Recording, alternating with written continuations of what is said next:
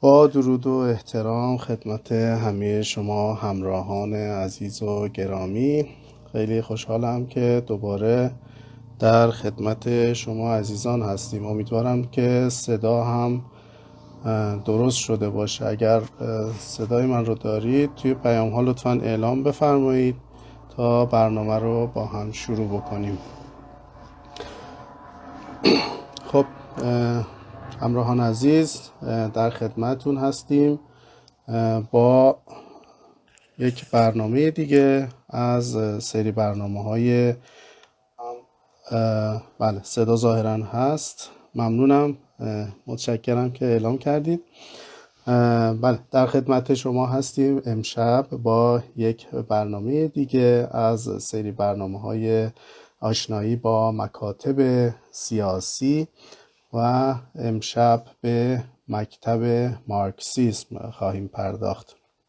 همونطور که اطلاع دارید روز دوشنبه سالمرگ مردی بود که با نظریاتش در واقع پایه‌های تحولات سیاسی اجتماعی و اقتصادی دنیای مدرن رو بنا کرد. بیشک مارکس رو میشه از بزرگترین فیلسوفان و اقتصاددانان و تاریخ نگاران و همینطور از شاعران و جامعه شناسان نام برد.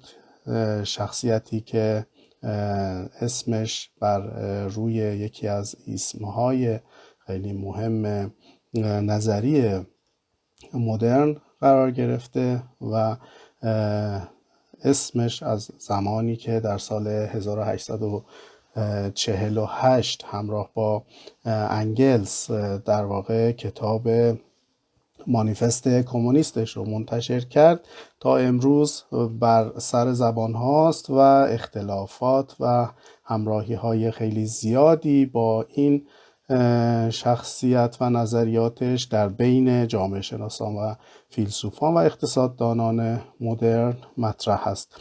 اما همونطور که میدونید برنامه هایی که در این سری از دوره ها قرار هست برگزار کنیم میخوایم که با یک زبان خیلی ساده و با زبان خیلی عامیانه به این مکاتب بپردازیم که امشب با هم به موضوع مارکسیسم خواهیم پرداخت همراه با جناب دکتر نادر حجبری که لطف کردن و قرار شده امشب همراه ما باشند و در رابطه با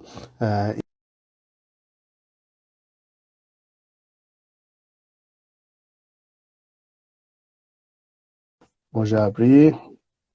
درود بر شما جناب حجبری درود بر عزیز. جناب قره‌داغی گرامی و عزیز خودم و همه همراهانه بسیار حاضر. عالی.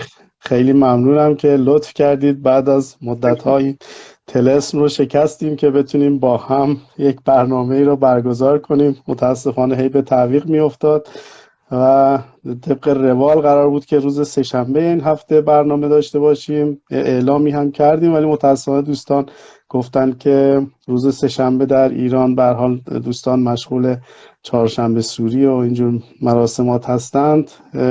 قرار شد که یک روز دیرتر این برنامه رو انجام بدیم و خیلی ممنونم که شما لطف کردید در تمام این برنامه‌ریزی ها همراه ما بودید و وقتتون رو در اختیار ما قرار دادید. لطف دارید جناب قره‌داغی، ما مدیون محبت‌های شما هستیم. خواهش میکنم، شاگردی میکنیم در خدمت شما جناب حجبری. خواهش دارم. جناب حجبری، من ابتدای برنامه خیلی کوتاه در رابطه با خود مارکس توضیح دادم. خیلی خوشحال میشم که شما یه مقدار به زبان ساده برای ما در رابطه با مقدمات این مارکسیسم توضیحاتی بدید تا بعد بپردازیم به موضوعات گسترده تر. بله، قبل از اینکه من اصلا شروع کنم به مطرح کردن پایه‌های مارکسیسم، یک نکته رو من باید مطرح کنم و اون اینه که در بررسی هر مکتبی فرق نمیکنه، حالا هر مکتب فکری چه غیر مذهبی چه مذهبی، روش درست اینه که ما از اسم رو بررسی میکنیم و بعد عملکرد و کارکرد باورمندان به اون مکتب رو بررسی میکنیم. یعنی ما از اسم به اسم میریم ولی از اسم به اسم نباید بریم. این در تمام مکاتب صادقه، چه در مورد مارکسیسم، حتی در مورد خود کپیتالیسم، چه در مورد اسلام. چون من دیدم هستند برخی از همراه ها که مطرح میکنن محمد چه کار کرده، فرزند زبیر چه کار کرده، عمر، نمیدونم عثمان چه کار کرده، لذا اسلام درست نیست. و من همیشه با این روش بررسی مخالفت کردم، چون روش علمی نیست. در خود کپیتالیسم ما هیچ وقت نمیایم بگیم که فلان سرمایه دار این کارو کرده لذا کپیتالیسم سرمایه داری درست نیست. ما به اصول باید بپردازیم. این در مورد مارکسیسم نیست، درست. ولی واژه‌ای که ما در اینجا به کار میبریم و واژه مارکسیسم هستش، من این یک معادله دیگه براش به کار میبرم و اون سوسیالیسم علمیه. تمام همه ما هر موقع یا چه من واژه سوسیالیسم علمی به کار ببرم یا واژه مارکسیسم به کار ببرم، اینها معادله همه. هیچ گونه سوسیالیسم دیگه یا هیچ گونه تفسیر با نام دیگر رو شخصا من قبول نمی‌کنم. این دو تا معادله، لذا اینا رو معادله هم بکن. پس از اون نکته که اسمو گذشتیم و اینا، چون مطرح میشه موقعی که بخوان در مورد مارکسیسم صحبت کنن مرتب میگن نمیدونم خمر سورس چی کار کرده، استالین چی کار کرده. اینها برای من شخصا مطرح نیست. اگر ما پایه های اصول مارکسیسم رو نقدش کنیم و اشکالی توش نشون بدیم، بعد میتونیم بر اساس این اشکال بگیم اگر استالین چی کار کرده، بر اساس این، همینجور که در مورد قرآن هم همینجور، در مورد اسلام هم، در مورد همه مکان. اینو من اول باید مطرح می‌کردم که احیانا اگر همراهی خواست مطرح بکنه که شما استالین رو چجوری توجیه میکنید، من اصلا به چنین پرسشی پاسخ نخواهم داد، چون اصلا این نیست. ما زمانی به اون صحبت خواهیم کرد بعدا، اما در یک متن دیگه برای در بررسی دیگه که به اون میشه در اگر فرصت بشه، که من فکر نمی کنم حتی این خود همین بررسی ممکنه بیشتر از یک جلسه. اما در طول اینها من ممکنه جناب قراداغی به شما اشاره‌ای بکنم که بگم این نکته رو مد نظر داشته باشید، چون نکاتی رو که ممکنه مطرح کنم اپلیکیش به اصطلاح کاربردش بعدنه، چون نمیخوام در اون لحظه وارد بشم، چون بحث انحرافی وجود میاد، یا حالا بعدن میتونه به صورت سوال یا اینا مطرح بشه یا یادآوری بشه که نکته چیه. اما برای خود بررسی مارکسیسم ما دو محور اصلی رو من میخوام به زبان خیلی ساده مطرح کنم که شالوده ها، پایه ها و این برای بررسی، برای درک مارکسیسم ما چه چیزایی رو اول باید بدونیم تا قادر باشیم اصلا این شیوه بررسی رو درک کنیم. مارکسیسم یا سوسیالیسم علمی ایدئولوژی نیست. ایدئولوژی به چه مفهوم؟ ایدئولوژی معمولا به این مفهوم به کار میره که قوانینش، احکامش چیزهای حک شده در سنگه. مارکسیسم یک روش علمیه، روش بررسی علمیه، هیچ فرقی نمیکنه با روش نمیدونم با فیزیک یا شیمی، اینا روش علمیه. اگر ما بهش بگیم مارکسیسم، ما به عنوان بزرگ داشته کسی که این روش رو شروع کرد و الا نه به عنوان این که بگیم مارکس پیامبر ماست. مارکسیسم اشتباه نمیکنه اگر درست به کار برده بشه، ولی مارکس میتونه اشتباه کنه. این نکاتیه که ما باید اول مطرح کنیم. لذا به عنوان یک باورمند من میتونم اشتباه کنم، ولی مارکسیسم اگر خوب درک بشه، اگر درست درک بشه، نمیتونه اشتباه کنه، چون روش علمیه. جناب آقای جبری، امیدوارم فقط تو اون دام این نیفتیم که بگن شما تفسیر درستی نمی کنید از این فلان چیز، مثل مسلمان ها میگن که شما تفسیرت غلطه، برداشتت غلطه، امیدوارم به اون فقط به اون چیز نیفتیم. حالا به نظر من حالا اون اصولش که برسم مطرح میکنم که چرا ما میگیم یک روشه. ببینید دو تا شاکله اصلی رو ما باید در نظر بگیریم برای بررسی.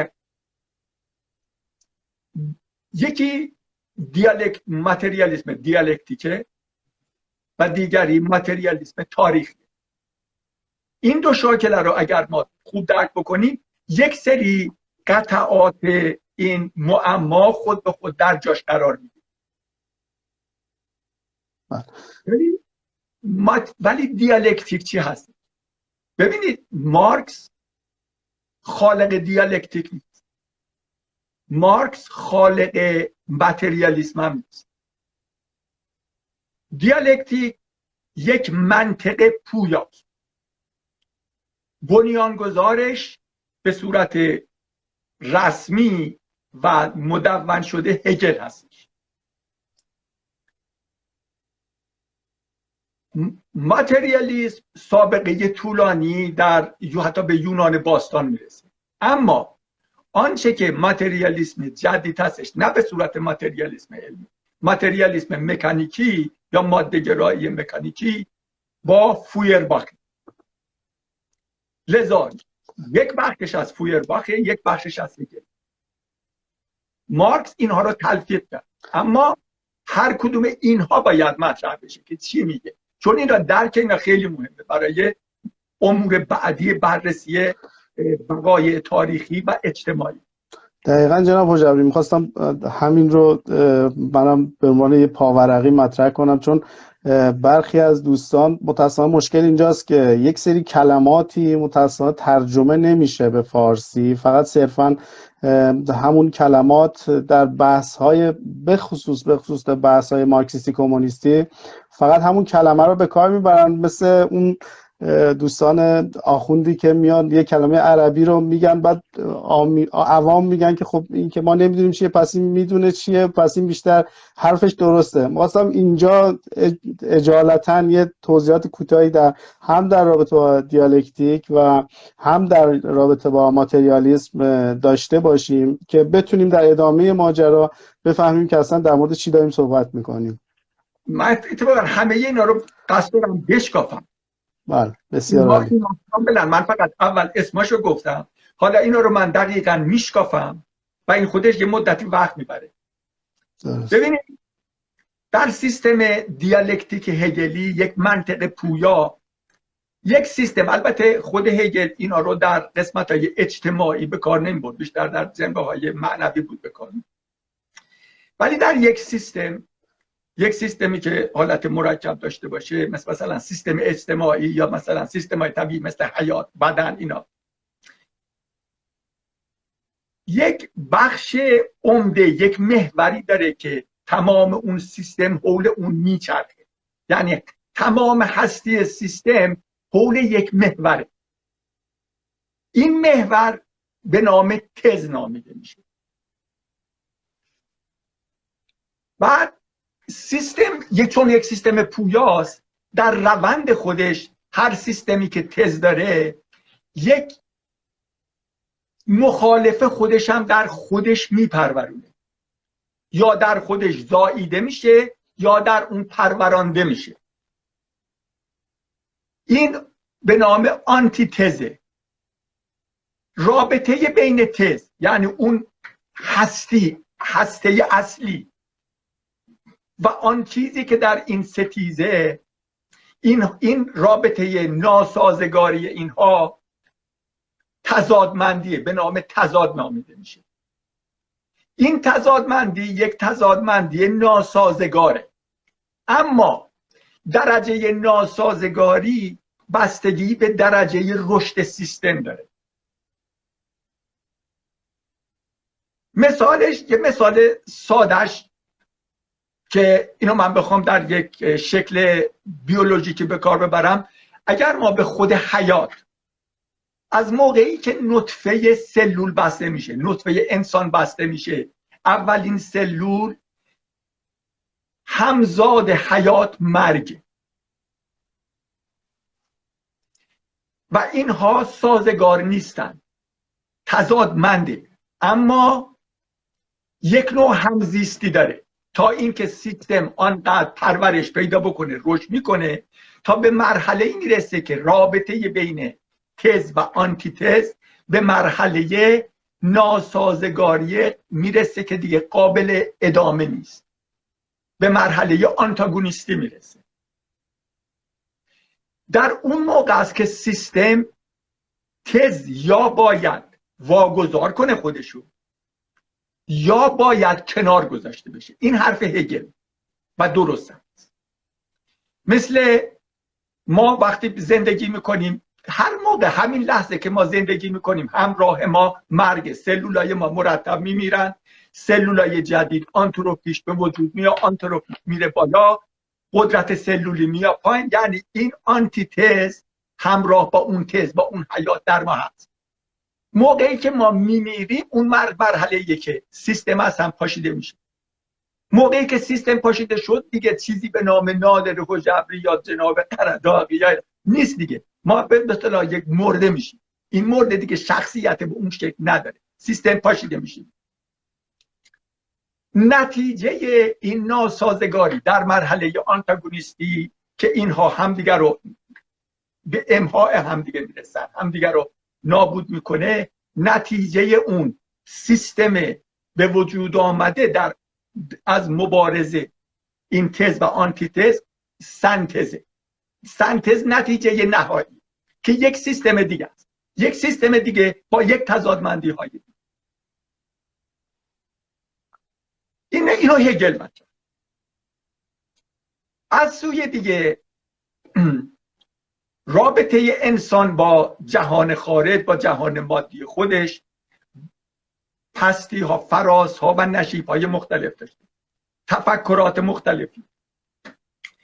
چه از دیدگاه مثلا ما افلاطون در نظر بگیریم که جهانی که ما ازش میشناسیم میگه جهان واقعی نیست، ما سایه ها رو میبینیم. جهان واقعی جهان دیگری است که ما بهش اشراف نداریم.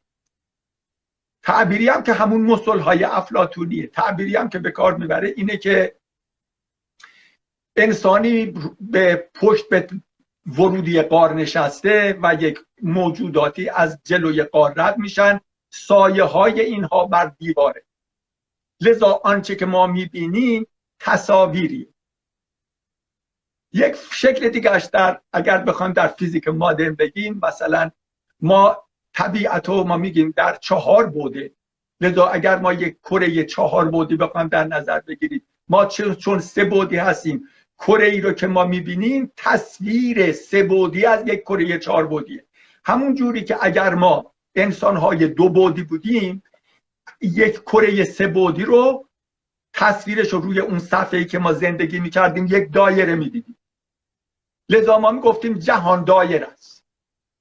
منظور اینه، منظور از به اصطلاح برداشت ما انسان‌ها در طول تاریخ نسبت به جهان و پیرامون خودمون شکل‌های مختلف داشت. فردی مثل برکلی، اسقف برکلی مطرح میکنه که جهان خارج در ذهن من، لذا این جهان واقعی نیست. این جهان موقعی وجود داره که من در من هستم، من فکر میکنم بهش، در منه، با منم از بین میره.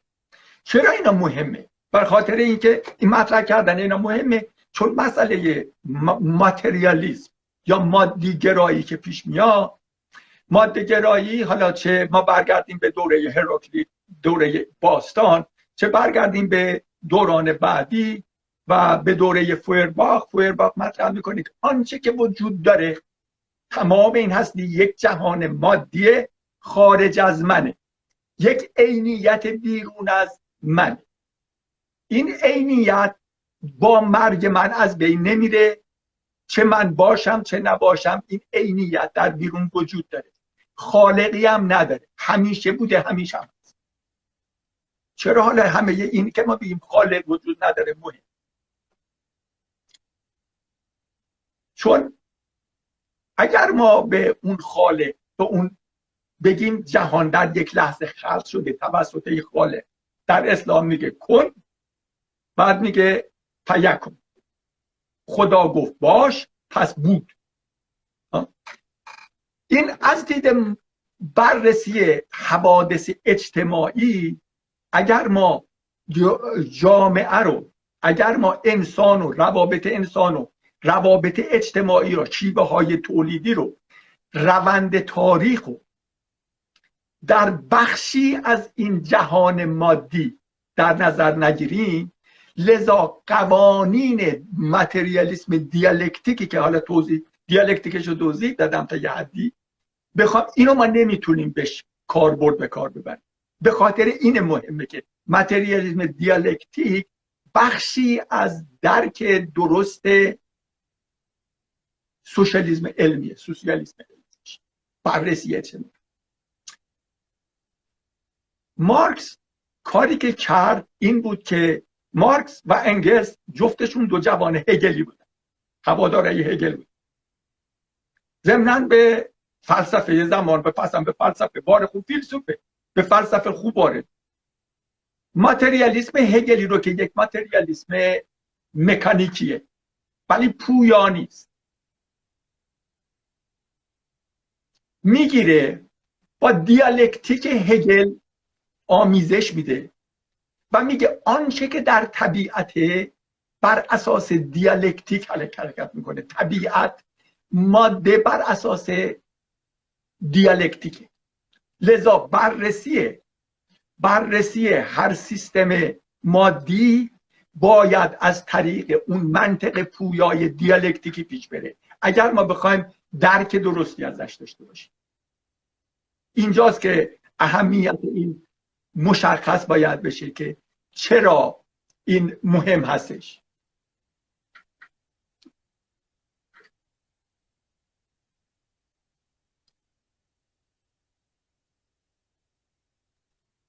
ما این یک بخشی از خود درک ماتریالیسم میشه.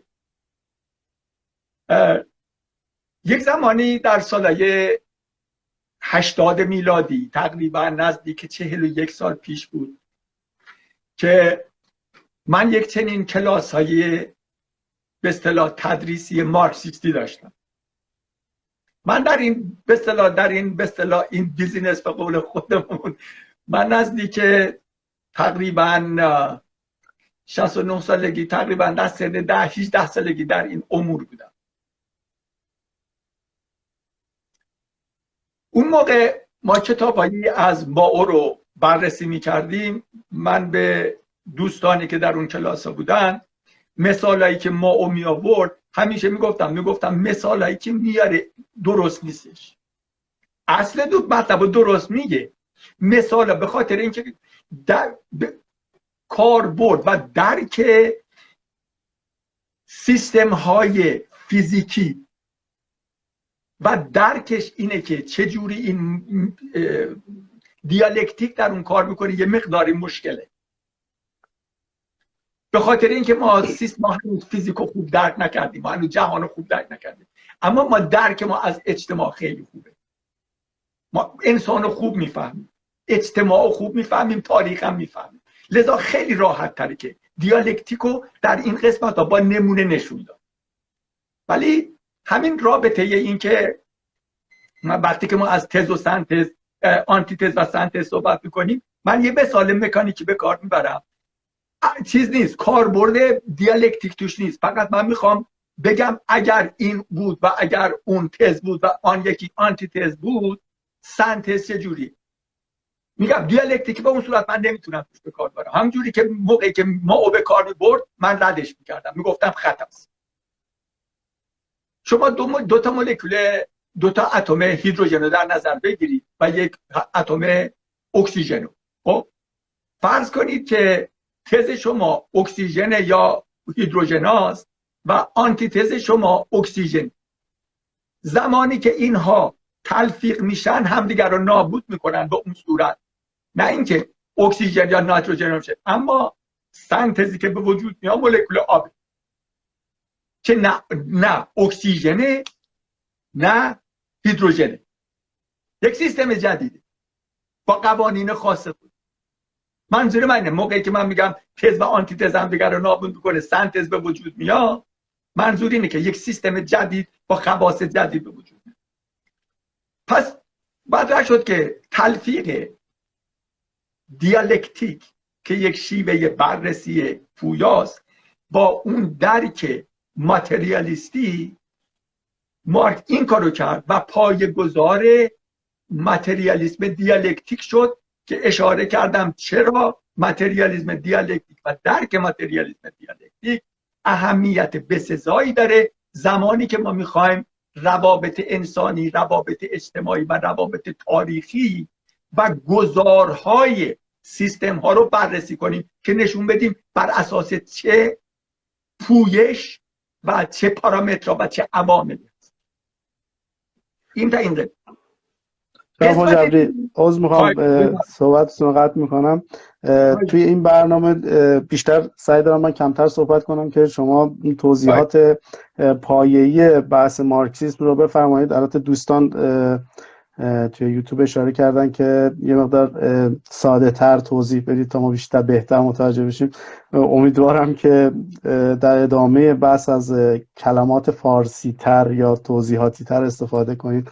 اما دوست دارم همینجا بپردازیم به همون بحث در واقع موضوع سیر تاریخی یا همون بحث یه جورایی میشه گفتش که دترمینیسم تاریخی بحث مارکس که بیشتر در واقع جهان رو یک بیس اقتصاد در نظر میگیره و میاد موضوعات دیگر رو در واقع رویه این بیس قرار میده، مثل تحولات اجتماعی، تحولات دیگه‌ای که وجود داره و این رو خیلی امروزه قبول ندارن. میگن که به هر حال اقتصاد میتونه یک بخشی از این در واقع المان ها باشه، نه اینکه المان پایه‌ای. حالا بیشتر من دوست دارم که بپردازیم به این که اصلا چی میخواد، چی میگه در بعد عملی. ما بیشتر بگیم که بعد تاریخی خواهم پرداخت. بله خواهش می‌کنم. یکی اشاره کنم، این درکی که مطرح میکنه دترمینیسم تاریخی، من اینو توضیح بدم به اون شکل نیست و این که اگر مطرح میشن یه عده، من از دوستان خود مارکسیسته به اصطلاح پیرو به این چیزام شنیدم که همه چیز به اصطلاح زیر بناست و این درست نیستش. مارکس هم اینو نمیگه، اصلا همچین موضوعی نیست. من اینا رو توضیح میدم که این استنباط نادرستیه.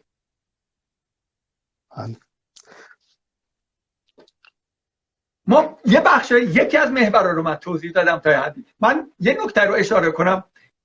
واقعا من واژه‌ای برای تز ندارم برای فارسی.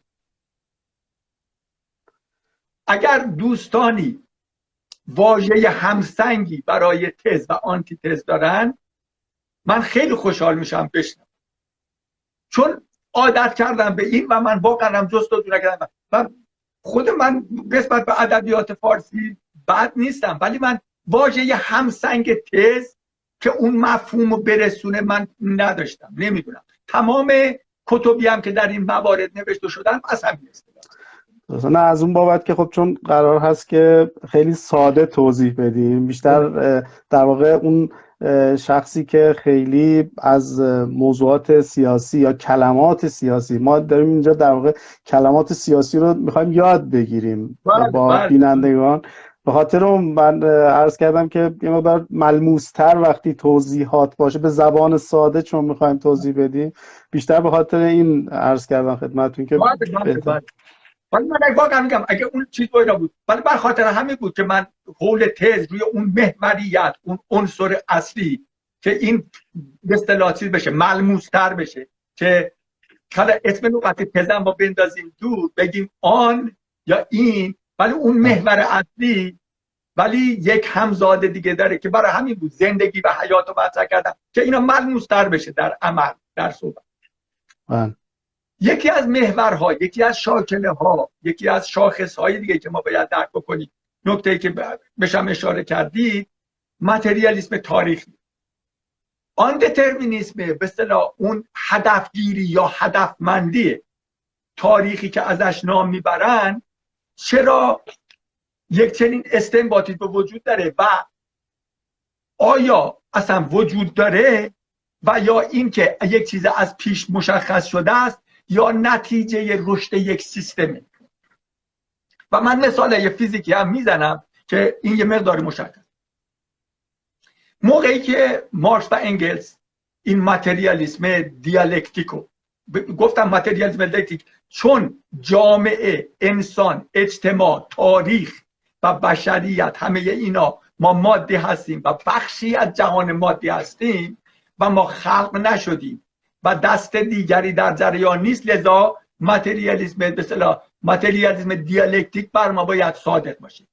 اون محوریت به خاطر این موضوعه.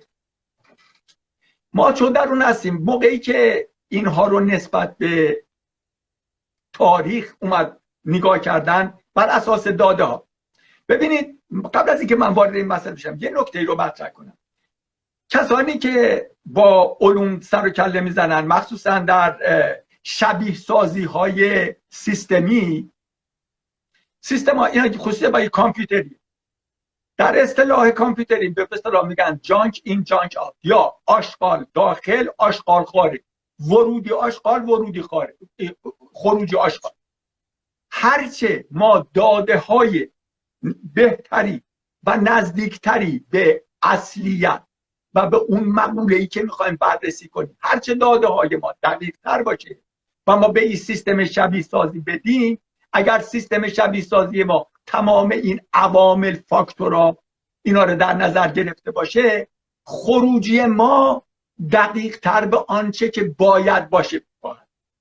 هرچه داده های ما ناقص تر باشه، خروجی ما ناقص تر. این در یک سیستم دیالکتیکی به اصطلاح مادی کاملا برقرار. برای همینه بگم که از اسم به اسم نمیریم، از اسم به اسم میریم. اما اینو من گفته باشم، موقعی که مارکس و انگلس به تاریخ بشر نگاه کردن بر اساس داده هایی که وجود داشت،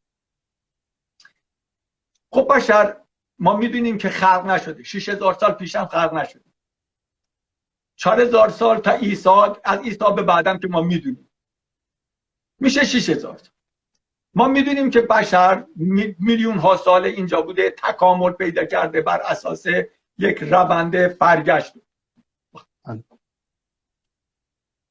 لذا انسان های اولیه خب به شکل حیوانی، بعداً ابزارسازی تا یه حدی یاد میگیره، اون به اصطلاح طوایف، خانواده ها، کلن ها به وجود میاد.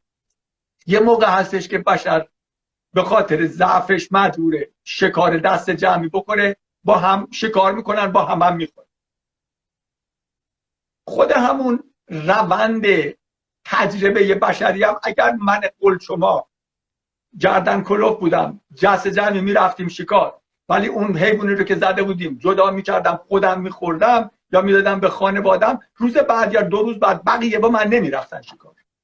این یه واقعیته.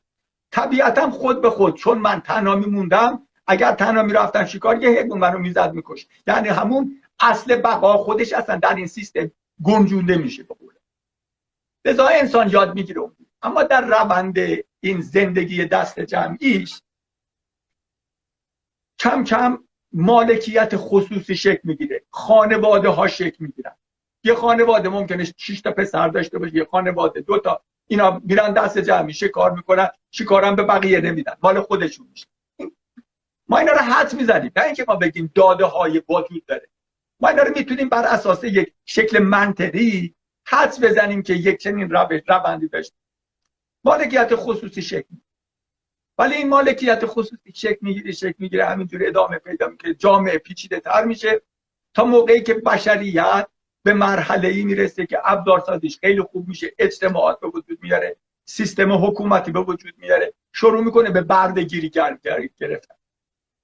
برده ها رو میگیرن. حالا برده ها موقع برده های کلن بودن، برده های طایفه بودن، ولی بعدا این طوایف رشد میکنه، سر کرده، نمیدونم قبیله سر قبیله پیدا میکنه، تبدیل به نمیدونم چیفتن میشه، تبدیل به شاه میشه، تبدیل به حکمران منطقه‌ای میشه. این سیستم همینجور رشد میکنه، ولی در درون اون یک سیستمی به وجود میاد که سیستم بردهداری. در سیستم بردهداری برده هیچ چیز نداره، حتی مالکیت بر جان خودشو نداره. مالک بر زن، یعنی خانواده، پدر و مادر مالک بر فرزند خودشون هم نیستن، هیچی نیست. برده به عنوان یک وسیله ابزار در اختیار یک به اصطلاح برده داره. ولی این سیستم، حالا ما میایم این سیستم رو با بررسی میکنیم، اینو با دیالکتیک، با متریالیسم دیالکتیک، با اون دیالکتیکی که ما نام بردیم اینجا بخوار ببریم، ببینیم چه نتیجه‌ای به دست میاد.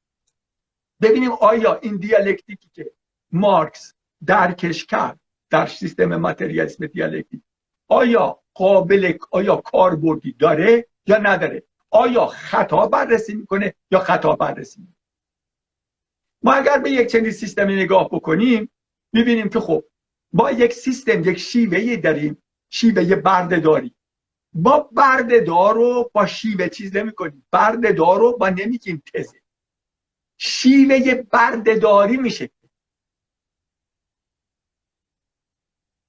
همون جوری که ما سرمایه دار رو تز نمیدونیم، ما سیستم سرمایه داری رو تز میدونیم. در مقابل این آنتی تزش چیه؟ آنتی تزش نیروی کار برده است که هیچ مالکیتی بر این نداره. این تمام تولید و این انجام میده. معادن بزرگترین سیستم بردهداری دنیا، شکل کلاسیک ترین شکلش رومه، امپراتوری روم که تمام اروپا تا منطقه خاورمیانه تا شمال آفریقا تا تمام اروپا رو پوشونده، بر اساس سیستم بردهداری. برده رو در اعماق زمین میفرستن تا معادن رو چیز کنن، فلزات رو بکشن، طلا بکشن بیرون، نقره بکشن، مس بکشن بیرون، آهن بیارن بیرون. در دهانه یا آتش نشانی اونجا پای اونجا قرارشون میدن، سنگ آهن چیز کنن. در کشاورزی در تمام مزارع چی کار میکنن، اما حاصل هیچ گونه یک ذره، یک نخود از این تولیدی که میکنه بهش تعلق نمیده. بر جان خودشم، فرزندم، صاحب فرزندشم، زنشم هر موقع خواستم، بچهشم هر موقع میخوان میبرن میپوشن. ادامه همین تا سالهای اواسط قرن 19 در آمریکا وجود داشت. خب لذا تز سیستم بردهداریه، سیستم شیوه تولیدی بردهداریه و آنتی تزش مخالفت اون نیروی برده است، نیروی کار برده است که در این رابطه تضادمند به کار میبره. ما قبل مطرح کردم سیستم تضادمند یک وحدت اضداد توشه، یعنی در اون سیستمی که ما به کار میبریم گفتیم تز و آنتی تز، ولی اینها تضادمندن. در یک مرحله این تضادها وحدت اضداد وجود داره، اینها همزیستی دارن اما مخالفتن، همیشه در ستیزن اما مخالفت داره.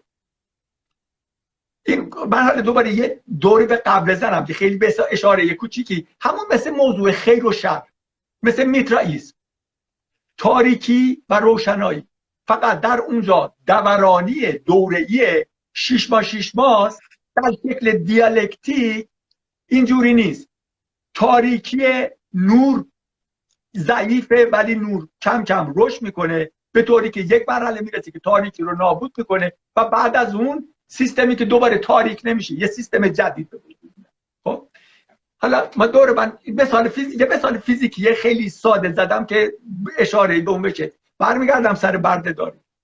این سیستم بردهداری سیستم تضادمند برای قرنها کار میکرد، اما هرچه این سیستم بردهداری بزرگتر میشه، هرچه حرص بردهدار بیشتر میشه، هرچه امکانات تولیدی بیشتر میشه، تعداد بیشتری برده رو به زیر یوغ بردهداری میکشه.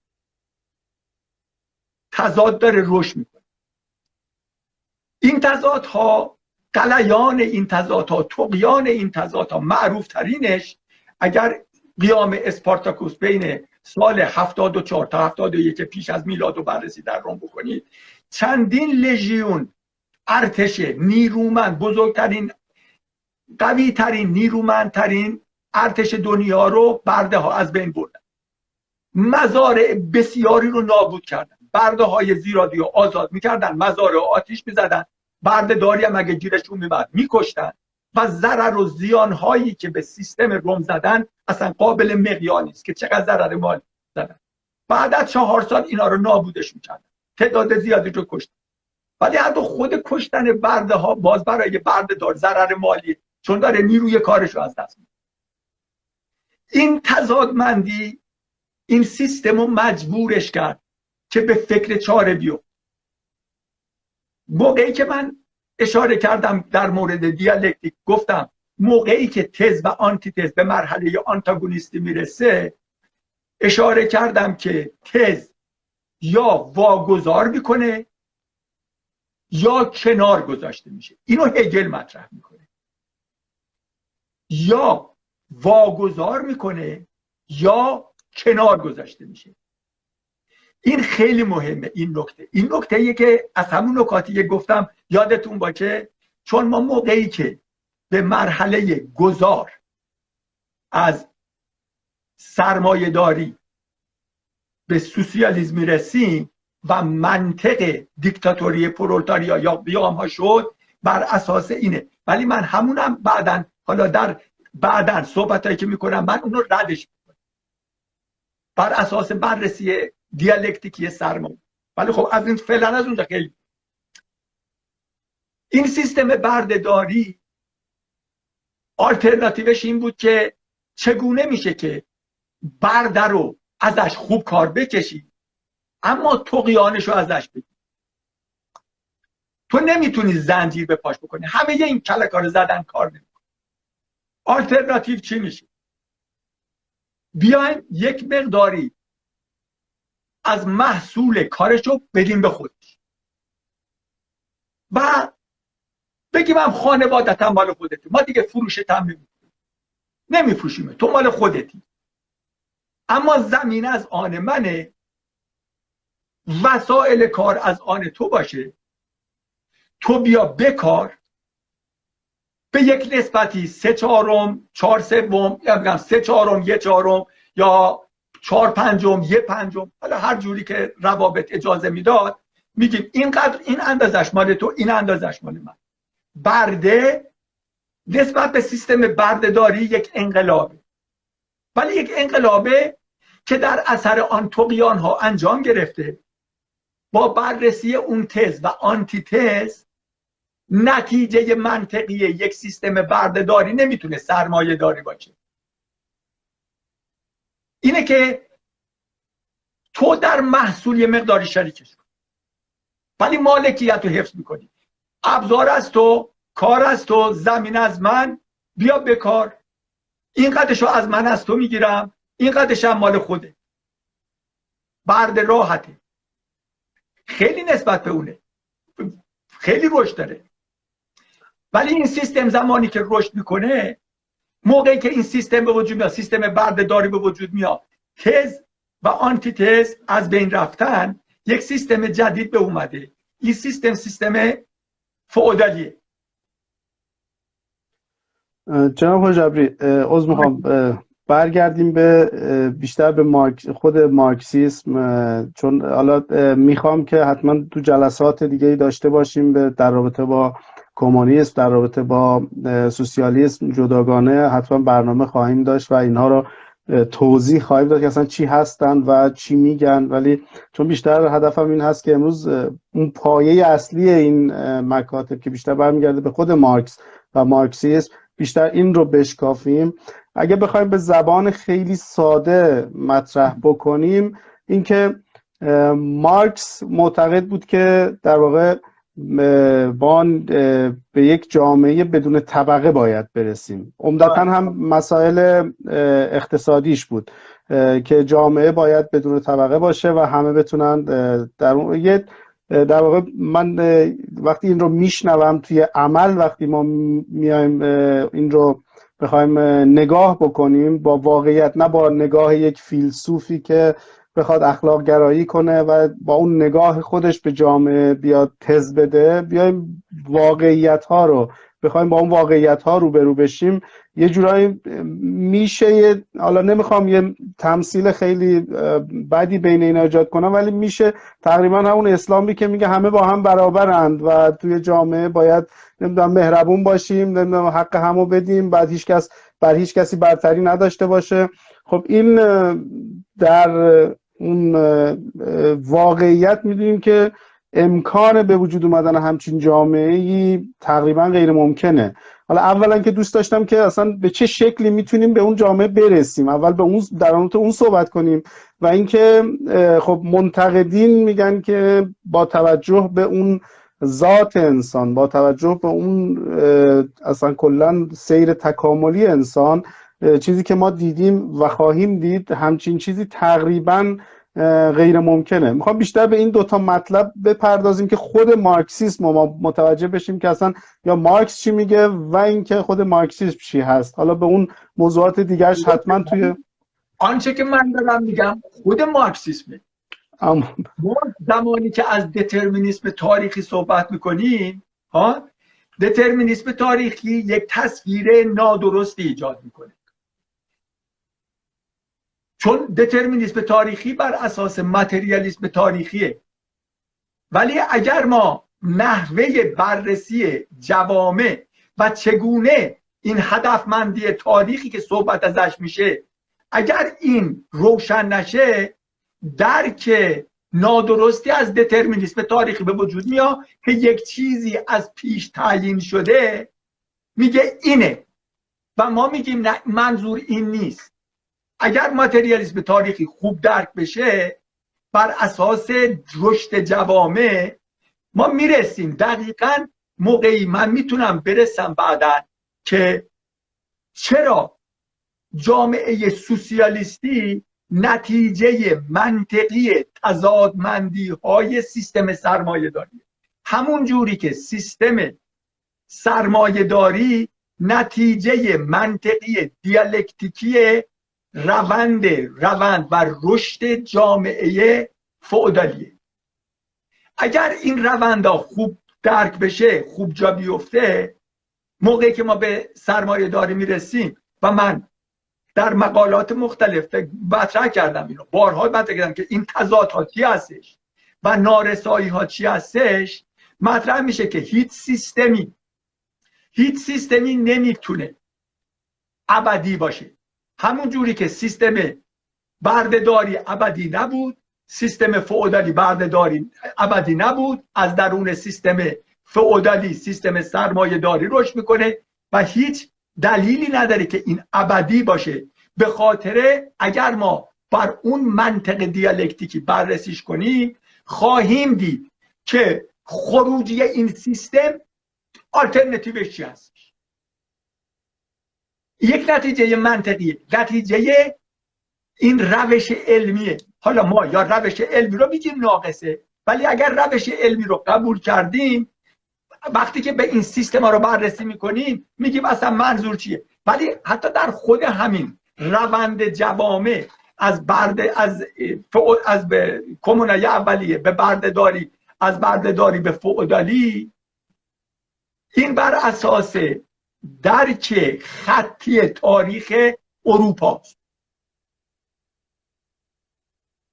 من حالا یه مقداری مجبورم دور خارج بشم، چون قصد داشتم شیوه فئودالی رو یه به کمی توضیح بدم و بگم چه جوری سرمایه داری از دل اون میزنه بیرون و خصوصیات سرمایه داری اگر از آزادی بیان صحبت میکنه در چه مرحله ای، بر اساس چه منطق دیالکتیکی هستش که لازمشه.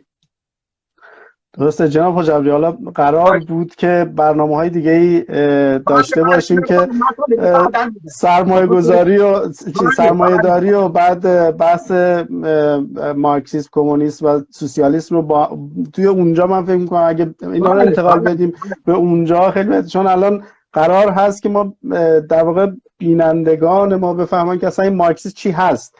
حالا این که من میگم مارکسیسم دو تا کلیه اصلی داره، یکی ماتریالیسم دیالکتیک، یکی ماتریالیسم تاریخی.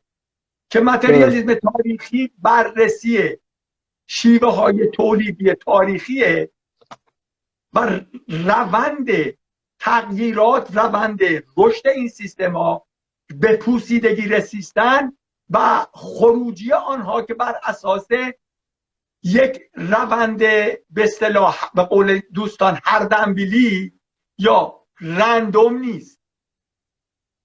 ما موقعی که سیستم رو در یک جهت خاصی میندازیم و یک شیوه های تولیدی خاصی بهش غالب میشه و تضادهای خاصی بهش غالب میشه، خروجیش مشخص میشه. این چیزیه که بهش میگن دترمینیسم تاریخی، ولی به این مفهوم نیست که حتما جامعه از اینا باید بگذره. یکی از خروجی های، یکی از دیوییشن ها، یکی از چیزایی که انجام نشد همون شیوه تولید آسیایی است. در سیستم تاریخی سیستم خطی نیست به موشه. سیستم خطی یک سیستم به اصطلاح راحت کردن یا ساده کردن تاریخ و متاسفانه عواقب منفی داره اگر درست درک نشه. خود لنین، خود مارکس و اینا بهش اشاره میکنن. ما شیوه‌ای داریم به نام شیوه تاریخی آسیایی. اگر جوامع آسیایی بررسی بشه، ما ببینیم که شیوه تولیدی بردهداری به آن شکل کلاسیکی که مثلا در روم یا در یونان و یا تا حدی در شمال آفریقا بود وجود نداره. ایران ازش مستثناست، چین ازش مستثناست، هند به اون صورت وجود نداره. اینها به قول معروف دیوییشن ها یا دور زدن های تاریخیه که انجام پذیر و بر اساس من شخصا معتقدم که بر اساس همین درک بود که شیوه جهش به سوسیالیسم در زمانی که کاپیتالیسم بالغ نشده و دور زدن جوامعی مثلا ویتنام، چین، کوبا که مرحله سرمایه‌داری طی نکرده و خواستن سوسیالیسم رو غالب کنن بر اساس به اصطلاح شخصیت، اینجاست که به انحراف میره. اما حالا ما اگر برگردیم تمام این دو دوره ها رو من دور بزنم، این مثلا دوره سرمایه داری رو من یه اشاره کوچیکی بکنم فقط بر سرمایه داری که چرا مارکسیسم میگه سوسیالیسم نتیجه منطقیش. ببینید در این شیوه چیه. این شیوه، حالا من گزارش رو از فئودالی نمیگم، یک سری مسائل عمده در اون قسمت گزاره، وقت نیست امروز، یه زمانی دیگه مطرح میکنم اگر فرصت داده بشه. اما یک شیوه تولیدی ما داریم که تولید به خاطر مصرف کننده، یعنی بر اساس احتیاجات واقعی جامعه نیست. سیستم تولیدی سرمایه داری بر اساس منفعت، بر اساس سود و سود حد اکثری. این ذات سرمایه است.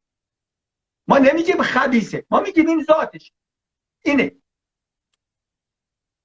در مقابل این که سود حد اکثری میخواد، مثل همون سیستمی که برده رو مجبورش میکرد که حد اکثر ازش کار بکشه ولی بعدن یه تیکه زمینش داد، اینجا بهش میگه من نیروی کار تو رو ازت میخرم ولی بیا برای من کار کن، اما پول واقعیش هم بهش نمیدی. ما یکی از اختلافاتی که همیشه با دوستان هوادار سرمایه داری داریم اینه که اگر شما در سیستم به اصطلاح بازار متعارف در نظر بگیرید، واسطه ها رو هم کنار بذارید و یک سری بذارید، بین مرکز تولیدی و بازار چیز خلق نمیشه. اینو ماتریالیسم میگه. یعنی اگر من معتقدم که بین تولید و بازار یک چیز خلق شده، یک چیز عینی، یک چیز واقعی خلق شده، باید قبول بکنم که کن فیکون، پس باید منطقی. دوباره برمیگردیم به اونجا که چرا ما به ماتریالیسم دیالکتیک معتقد میشیم، چون ما معتقد نیستیم چیزی خلق میشه. این تضادمندی درون این سیستم، تضاد بین نیروی کار و این شیوه تولیدی، من نمیگم درسته که این خودشو بین تضاد بین کارگر و سرمایه دار نشون میده. ولی این خود افراد نیستن، این رابطه تولیدی و شیوه تولیده و این رابطه تضادمندشون. کارگر میخواد کار بکنه، اونم میگه کار کن، میگه من به کمتر میدم، این میگه نه من پول واقعی ما میخوام، ارزش واقعی ما میخوام. این یک تضاده، یک تضاد آنتاگونیستی هم هست. این تضاد همین که رشد بکنه، ولی سیستم سرمایه‌داری بالغ بشه. من همواره در این سیستم همواره گفتم به انکشاف سرمایه باید توجه بشه. مارکسیستا تا زمانی که انکشاف سرمایه رو درست درک نکنن به چاله میافتن. بسیاری از انحرافاتی که مارکسیسم نه مارکسیستا ایستا دوچار اون شدن، عدم درک صحیح، عدم درک درست از انکشاف سرمایه و موقعیت سرمایه است. سرمایه تا زمانی که، اینو خود مارکس هم میگه، سرمایه تا زمانی که فعاله و قدرت انکشاف داره سوسیالیسم نمیتونه انجام بگیره. اشتباه لنین همینجا بود که خواستن گفتن سرمایه‌داری روسی به بلوغ خودش رسیده، آنتاگونیستی بود چون روابط نامساعد بود و اینجا ضعیفترین حلقه است پس ما میزنیمش. ولی سرمایه بالغ نبود، روابط بالغ نبود. زمانی که ما میگیم این روابط بالغ میشه، تضاد تا به اون مرحله بالا میرسه، در این روند تاریخی مناسبات اجتماعی شکل میگیره. این مناسبات اجتماعی منظور این نیست که نمیدونم کارگر بگم مرگ بر سرمایه دار، این نیست. روند رشد سرمایه ذهنیت خاصی باید در جامعه ایجاد کنه. اگر اون ذهنیت ایجاد نشه، این ذهنیت از چه طریقی انجام میگیره؟ از طریق مبارزات کارگری هستش، از طریق ایجاد دموکراسی در محیط کار هستش، ایجاد روابط دموکراتیک بین خود مردم هستش، ایجاد ساختارهای تعدیلهای اجتماعی هستش. اینها یک سری ساختارهای اجتماعی که ناشی از ذهنیت شروع میشه و بعد زیر بنا رو تغییر میده. اون درک نادرستی از مارکسیسم که مطرح میکنه که زیر بناست، این باید زیر بنا رو تغییر داد. این درک نادرستی از مارکسیسم. به خاطر اینه که اصلا تمام انقلابات اول ذهنیت شکل میگیره. تغییرات اول ذهنی، تغییرات اجتماعی بنیادی، شیوه های تولیدی ذهنیت رو ایجاد میکنه. بعد ذهنیت باید پیشی بگیره. پیشی گرفتن ذهنیت ایجاد تغییرات پایه‌ای میکنه. یعنی این رابطه یک سویه نیست، یک کنش و برکنش و واکنش. یک سیستمه که بر هم تاثیر میکنه و این شیوه بر اینو مجبورش میکنه رشد کنه، این شیوه ذهنیت مجبور میکنه این شیوه رو بیاره بالاتر و این همینجوری تغییر میکنه تا یه مرحله برسه که به مرحله ذهنیت بالا برسه. امروزه اگر ما مطرح میکنیم که بر اساس انسان امروزی اصلا این قابل چیز نیست که ما مالکیت نداشته باشیم، به خاطر اینه که ما با ذهنیت امروزی داریم چیز میکنیم. من بر یک نوشتاری چند وقت پیش نوشتم. من در سوئد بودم و یه جا مسواک می‌زدم و یک خانم سوئدی هم اونجا بود، این هم شیرابو میبرد. خود شما دیگه میدونید تو منطقه اسکاندیناوی هستید، تا اون چیزی که فرابونه آبه. و من خب تو آمریکا ما تو منطقه هستیم آب زیاده، ولی خب گاهی خوشسالی هم میکنه، ولی خب ما ریخت پای زیاد میکنیم. در این موقع یه مقداری ما هنوز به اصطلاح هنوز متمدنانه ما رفتار نمیکنیم. شخصا من از این خانم پرسیدم که چرا مرتب شیر رو میبند؟ خب میدونه هم انگلیسی میدونن، یعنی من مشکلی ندارم موقع که به اسکاندیناوی میرم، هیچ مشکلی ندارم با تمام مردم که تو بازار صحبت. پرسیدم، گفتش که برای آب کار مصرف شده، این چیز دولته، اینجا کار، اینجا ارزش داره. گفتم شما که چیز ندارید، شما که کم بود آبه. گفت موضوع کم آبی نیست. ببینید این ذهنیت، من موقعی که بعد اون دوست ما همراه ما گفتش که حالا مثال بهتری بود، نمیدونم این به اصطلاح این سیاه‌پوستی کشته شد مردم ریخته بودن تو خیابون. البته من توضیح دیگه ندادم، بگم اون یک طغیان ذهنی موقته. آنچه که من اشاره میکنم یک چیز نهادینه شده. نهادین است. این چیزهای کوچیکه که مهمه، نه اون طغیان به خیابون ریختن. اون درک انسانی که من ازش صحبت میکنم چنین ادراکاتی داره. لذا منی که امروز در ایران هزار بدبختی کشیدم و دوست دارم یه چیزی از مال خودم باشم، مثلا نمیتونم چیز کنم، تصور کنم که چرا من مالکیت، یعنی چه که همه مثل هم باشن. من اصلا ذهنیتشو ندارم، اصلا جهان ذهنیتشو نداره. چرا جهان ذهنیتشو؟ چون شیوه تولیدی سرمایه داری در اکثر نقاط دنیا اصلا به اون مرحله نرسیده. ما هنوز یک عدم تعادل شدیدی بین شیوه های تولیدی در جهان داریم. در آمریکا یک شیوه تولیدی بالاست با ذهنیت عقب افتاده تر، و مثلا کشوری مثل بنگلادش داریم، ایران داریم، کشورهای آفریقایی داریم، افغانستان داریم، بخش وسیعی از هند داریم که اینها بسیار پایین تر. صحبتی که من همیشه کردم اینه که انکشاف سرمایه اصلا یک دیگه نسبت به سوسیالیسم این بود که سوسیالیسم میتونه به صورت جزیره‌ای ایجاد بشه. سوسیالیسم نمیتونه به صورت جزیره‌ای ایجاد بشه. چرا؟ چون در سیستم تولیدی که سوسیالیسم باید داشته باشه، مادامی که سرمایه داری وجود داره نمیتونه رقابت چیز کنه. رقابت قابل رقابت نیست، نمیتونه رقابت کنه چون هدف تولید فرق میکنه، اما احتیاجات جامعه وجود داره. لذا یک تضادمندی وجود داره که نمیتونه.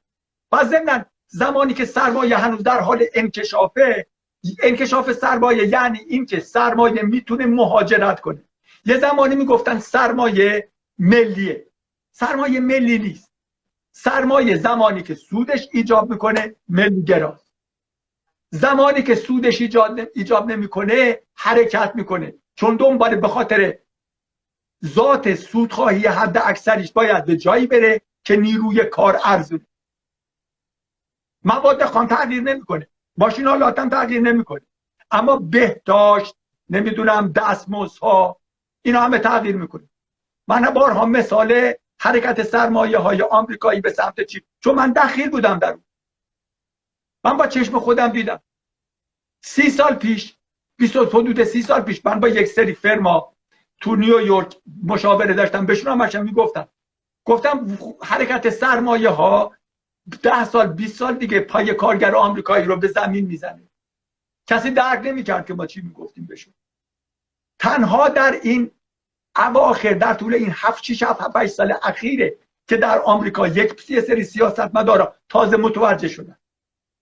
ولی سرمایه متحرک حرکت میکنه. مادامی هم که سرمایه حرکت میکنه، سرمایه بالغ نشده هنوز در سطح جهانی، و تا زمانی هم که بالغ نشده باشه بر اساس خود اصول مارکسیسم سوسیالیسم امکان پذیر. اگر فلانی گفت ما میخوایم سوسیالیسم بزنیم، شکست خورد و شکست. من میتونم در یک جلسه دقیقاً توضیح بدم که علل شکست چیه. علل شکست بیرونی نیست، علل شکست فروپاشی این کشورها تضادمندی دیالکتیکی درون سیستم. بله حتما، چون با توجه به اینکه همیشه وقتی نقدی میشه به موضوعات در واقع مارکسیستی کمونیستی و این مکاتب، بیشتر این شکست های عملی مطرح میشه. حالا ابتدای برنامه هم شما گفتید به هر حال اونا معیار نیستند، ولی حتما یک برنامه هم، چون دوستان گفتن که شما بیشتر توضیح بدید، کامل توضیحاتون کامل شه. در بین توضیحاتون دیگه سوالات زیادی هم تو ذهن من هم از طرف کاربران مطرح بود که، ولی خب سعی کردیم فقط بشنویم تا بهتر اون درک ایجاد بشه. حتما یه برنامه دیگه هم سعی میکنیم داشته باشیم که به در واقع نقد این در این مکتب بپردازیم، در واقع جنبه عملیش رو ببینیم که اصلا تا چه حدی میتونه عملی باشه و تا چه حدی تونسته توی دنیا در بین کشورهای مختلف تونسته به صورت عملی اجرا بشه یا چه مقداریش اجرا شده، به قول اون دوستان چیز که اصلا قابل اجرا هست یا نیست. همه اینا رو میتونیم در یک برنامه دیگه بررسی کنیم. با توجه به اینکه حالا یه مقداری هم از وقت برنامه‌مون گذشته، خیلی دوست داشتم که اون توضیحات جمع‌بندی بشه تو قسمت بخش اول. بخش دوم رو بپردازیم به نقد و سوالات که متاسفانه طول کشید و برنامه خیلی طولانی‌تر شد.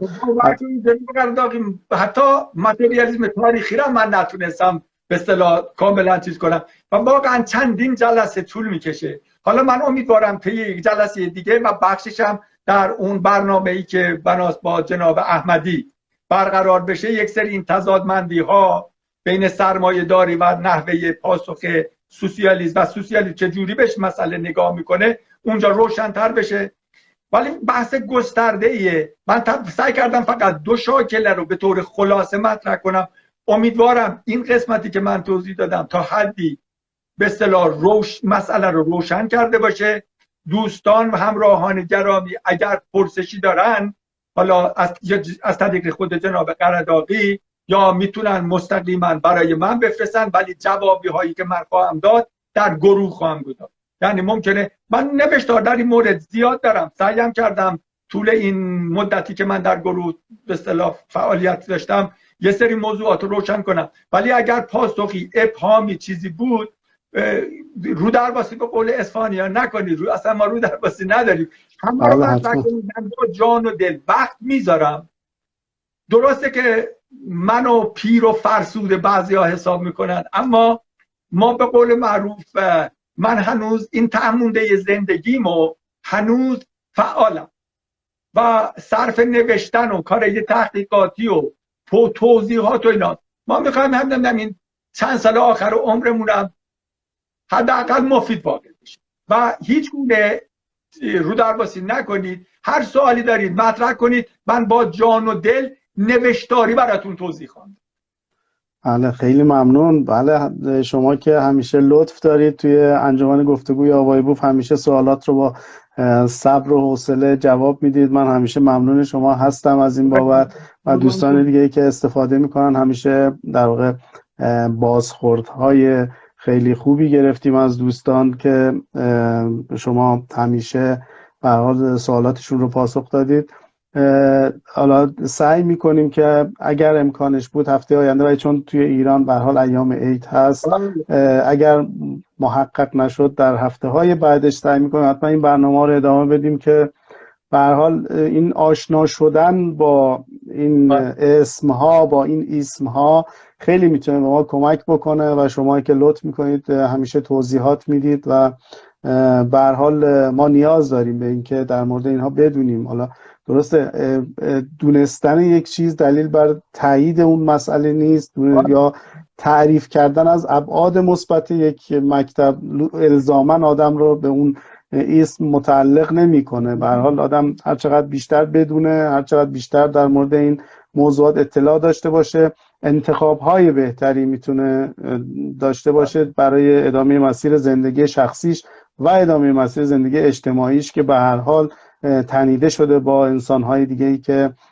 متفاوت فکر میکنن و به اون صلح رسیدن. هرچند تقریبا غیر ممکنه که به هر حال به صلح مطلق برسیم، ولی خب به هر حال یه صلح نسبی برقرار میشه و خیلی از اسمها دیگه به عنوان دشنام استفاده نمیشه. لااقل اطلاع داشته باشه آدم نمیاد به عنوان یک دشنام استفاده کنه یک مکتب سیاسی رو یا مکتب اقتصادی رو. بالاخره نگرش انسان‌ها هیچ کدوم نگرش یکسانی ندارن، به هر حال سلیقه‌ها متفاوته و اون برداشت‌ها نسبت به تمام اون موضوعاتی که توی دنیا وجود داره متفاوته. به هر حال معیارهای مختلفی هم هست برای انتخاب اون در واقع مسیری که آدم انتخاب میکنه. در هر صورت خیلی خیلی ممنونم، لطف کردید. حالا اگر صحبت پایانی دارید بفرمایید، اگر نه که دیگه برنامه رو به من انتها رسید. همینجا واقعا سپاسگزاری میکنم و حالا درسته همونجور که گفتید هفته آینده بیشتر میخوره به عید، به احتمال زیاد میره برای 2 هفته دیگه بله. و بعد از اون امیدوارم جلسه دیگه باشه و تا اون موقع حتما من مطمئنم یک سری سوال ها رو هم نسبت به شما مطرح میکنن و راجع به سوال ها و یک سری مبانی دیگه این موضوع گسترده تره، ما بهش بررسی میکنیم و مخصوصا به مرحله سوسیالیسم اصول اولیه رو تا یه حدی تعریف شده، روش تحلیلی تقریبا مشخص شده و ما برمیگردیم به اون مرحله گذار و اصلا دقیقا چی میگن و ما چی میگیم، چی گفته میشه، ما چی میگیم و آیا اصولا امروز اصلا آنچه که ما میگیم برای فرداست یا برای نمیدونم ممکنه 2 قرن دیگه باشه. اصلا ما به خیلی هم دوستان میگیم بابا جان دلواپس فعلا نباشید، فعلا شما هستید. بسیار عالی. حالا تا ببینیم. ولی خب من در زمینه فکری ما برای رشد فکری این کارا رو میکنیم. بسیار عالی. بله دقیقاً.